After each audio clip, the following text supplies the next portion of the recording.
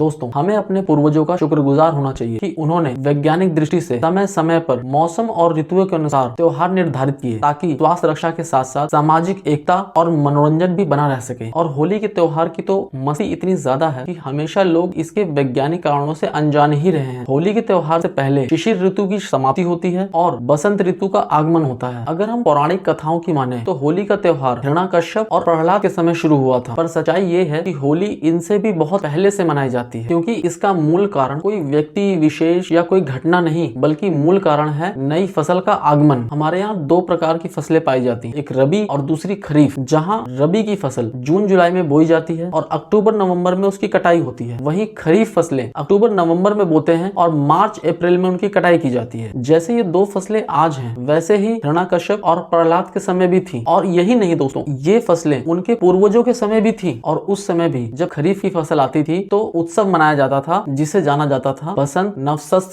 के नाम से। और नवसत का अर्थ होता था नई फसल के अन्न का यज्ञ। उस समय खेत के अधपके अनाज को यज्ञ में दान करके प्रसाद लेने का विधान समाज में था। पर होली जो नाम पड़ा वो असलियत में होलक का बिगड़ा हुआ स्वरूप है। दोस्तों, होलक कहते हैं तिनके की अग्नि पर भुने हुए अधपके अन्न को। ये होलक वात पित्त और कफ के दोषों को भी शांत करता है। वही होलिका कहते हैं किसी भी अनाज के ऊपरी परत को, जैसे चने के ऊपर का छिलका या गेहूं के ऊपर का छिलका जिसके अंदर गेहूं या चने का दाना सुरक्षित होता है। इसी प्रकार चना और मटर जो छिलके के अंदर उत्पन्न होते हैं उसका गूदा, उसको कहते हैं प्रहलाद। होलिका को माता इसलिए कहा जाता है क्योंकि वो गेहूं और चना इत्यादि का निर्माण करती है। अगर चना या गेहूं के ऊपर का छिलका यानी कि होलिका नहीं होगी तो अंदर का गूदा यानी कि प्रहलाद उत्पन्न नहीं हो सकता। इसी के साथ दोस्तों, जब हम अग्नि में चना और गेहूं भूनते हैं तो ऊपर की जो छिलका होता है जिसे होलिका के नाम से जाना जाता है वो जल जाता है और अंदर का गूदा प्रहलाद बच जाता है। अधपके अन्न को होलक कहते हैं और इसी वजह से इस त्योहार का नाम होलिकोत्सव पड़ा। दोस्तों, अब सवाल ये उठता है कि क्या होलिकोत्सव में गोबर के उपले जलाने से, चने और गेहूं की बालियां भुनने से और सामूहिक यज्ञ करने से क्या कोई प्रदूषण उत्पन्न होता है क्या? नहीं, ऐसा बिल्कुल भी नहीं है दोस्तों। प्रदूषण फैलता है गलत वस्तुओं के जलाने से। होलिका दहन की परंपरा का कारण गाँव को संक्रमित रोगों से बचाने का था, क्योंकि आयुर्वेद के अनुसार 2 ऋतुओं के संक्रमण में मानव शरीर रोग और बीमारियों से ग्रसित हो जाता है। जनवरी फरवरी यानी शिशिर ऋतु के प्रभाव से शरीर में काफी मात्रा अधिक हो जाती है और वहीं मार्च अप्रैल में तापमान बढ़ने पर शरीर से कफ निकलने लगता है, जिसमें शरीर में कफ दोष पैदा होते हैं, जिसके कारण सर्दी, खांसी और सांस की बीमारियों के साथ साथ ही चेचक, खसरा ये सब फैलने लगते हैं और इन सब बीमारियों का प्रकोप छोटे बच्चों पर ज्यादा दिखता है। भारतवर्ष में होलिका दहन इन्हीं कारणों से होता था ताकि होलिका दहन से निकली हुई वायु पूरे गाँव को लाभान्वित कर सके।